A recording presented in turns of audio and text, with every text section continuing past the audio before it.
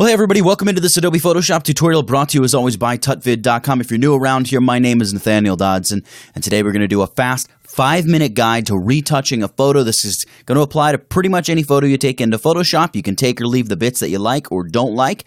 This is a 5-minute guide to retouching a photo in Photoshop. Let's jump in and get started right now.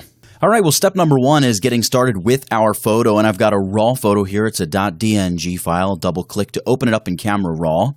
And the very first thing I like to do is just general color correction and setting color temperature here in Camera Raw. So I'll probably reduce my white balance a little bit, just blue the image up a little bit, and maybe add a little purple as well. I might shift the exposure a little bit. I think I'll just drop the contrast a little bit, maybe about -30. I'll drop my highlights a little bit as well. I will boost the shadows. I'm looking to just overall reduce contrast to give me a lot to work with in Photoshop. I will drop a little kickback into the blacks though, and then maybe I'll punch a little clarity into it as well, very subtly. I'm going to come over to the Detail tab, and I'm going to pour a little bit of sharpening in there, just some base sharpening to get us started. I'm not going to mess around too much with radius detail masking. We'll get to that stuff later.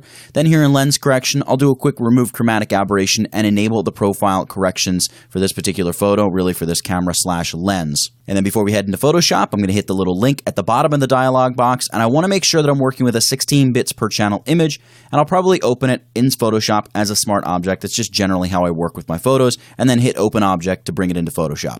Now, the overall step 2 that I like to do is any pixel pushing type of adjustments or edits here. In this case, I'm going to mess around with Liquify and just tweak her face a little bit, maybe her shoulders a touch as well. There's the face aware Liquify tools, which are really helpful. And because we're using a smart object, we can always go back and edit this Liquify if we decide we need to later. Now, overall step number 3 is to retouch the features of the model. We're going to retouch her eyes first, but we're also going to hit the eyebrows, do some frequency separation for her hair and skin, and just attack any other blemishes that we want to get rid of on her skin. I'm going to retouch the eyes by applying 2 curves adjustment layers, one set to color dodge to brighten, one set to color burn to darken, and I'll just darken and brighten the parts of her eyes that I want to darken and brighten, and then reduce opacity on those adjustment layers until it looks just right. To thicken and darken the eyebrows, I'm just creating another curves adjustment layer, setting it to the blend mode of overlay, and then painting in above the eyebrows in that mask with white to reveal some of that darkening, and then I just reduce the opacity to about 40%. Now, the frequency separation skin retouching we're going to do by merging all of our layers to a new layer using Command, Option, Shift, and the letter E. That's Control, Alt, Shift, E on the PC. And we'll duplicate that layer, name the top layer high, name the bottom layer low. I'm going to blur the bottom layer 6 or 8 pixels with a Gaussian blur. It just depends on how big or small your image is. I'm just trying to blur to get rid of any noticeable sharp, crisp detail on this layer. Then I'm going to select the high image, go Image, Apply Image, and I want to apply the low layer, set the channel to RGB. Because this is a 16-bit image we're working with, I'm going to tick on Invert, and I'm going to use the blending mode Add, and then I'm going to set my scale to 2 and offset to 0. If I was using an 8-bit image, I would use the blending mode Subtract, set the scale to 2, and the offset to 128, and I would not check on Invert. But this is the way that I'm going to do it because this is a 16-bit image. Then I'm going to set that high layer to the blend mode of Linear Light. Now, I'm going to use the healing brush, not the spot healing brush, the regular healing brush, set to sample just the current layer, and anything that's sort of like a pimple or a pockmark or a small wrinkle, a very detail-oriented blemish, I'm going to remove that on the high layer. Things that are larger tonal changes, like if a shadow's too intense or there's a weird, bizarre shadow showing up, I'm going to either use my healing brush or a paintbrush and sample skin tones around the dark or light area and paint at a very low opacity, like 10% opacity on the low layer. Think of the low layer as the color-changing layer, the high layer as the detail and sharpness-changing layer.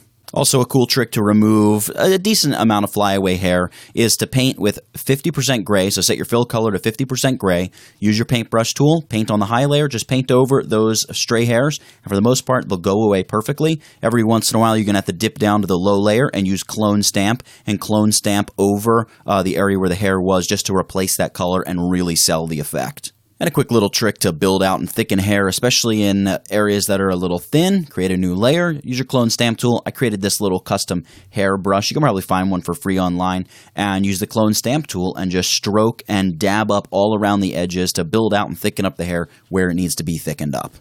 And now overall step number 4 is going to be dodge and burn. And here I just create a new layer. Use the fill command under Edit Fill to choose to fill it with 50% gray. Set the layer to overlay. Use the dodge and burn tools to run over. I like to stay kind of zoomed out and just have an overall look at my image as I dodge and burn. Sometimes I zoom in and focus on some details, but I like to get, sort of drink in the whole picture. And then after I do my burning, I switch over and knock out the dodging. And then I like to duplicate the layer. And, well, first I set the layer back to the blend mode of soft light, and then I duplicate the layer, Command or Control J, and the new layer I'll typically reduce to about 50% opacity, and then the original layer, the one that we duplicated from, I'll apply about a 10 pixel Gaussian blur, 10 or 15 pixels to that layer.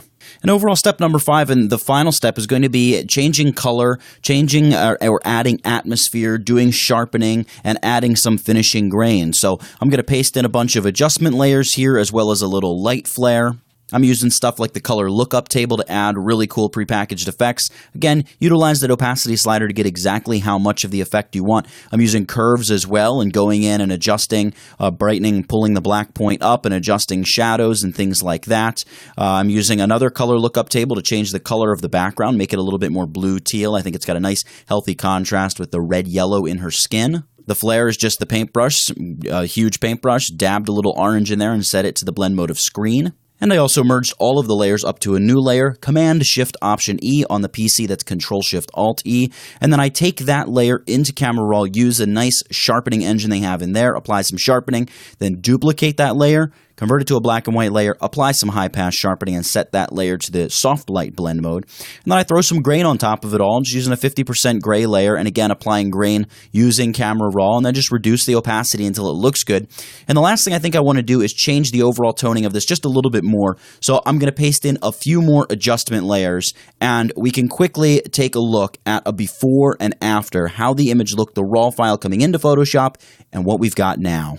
So there you have it. You can see there's a whole series of steps in there and a whole bunch of other things. If there's any particular tip or technique or trick in there that you really liked and you want me to expound upon and do in more detail, let me know. I'm going to be looking to create a series of tutorials kind of based on this tutorial, covering all these different techniques and things like that. But if there's one that you particularly like, you want to see sooner, let me know by dropping a comment down below, and I'll make sure that I get on that tutorial first. So for retouching a portrait in Photoshop using adjustment layers, masking, sharpening, tonal adjustments, LUTs, just everything we did in this Photoshop tutorial, ladies and gentlemen, that's it.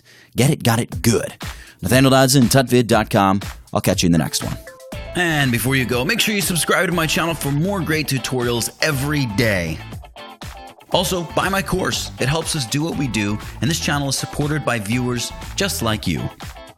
You can also just click the thumbnail and watch another video from this channel. See you next time, guys.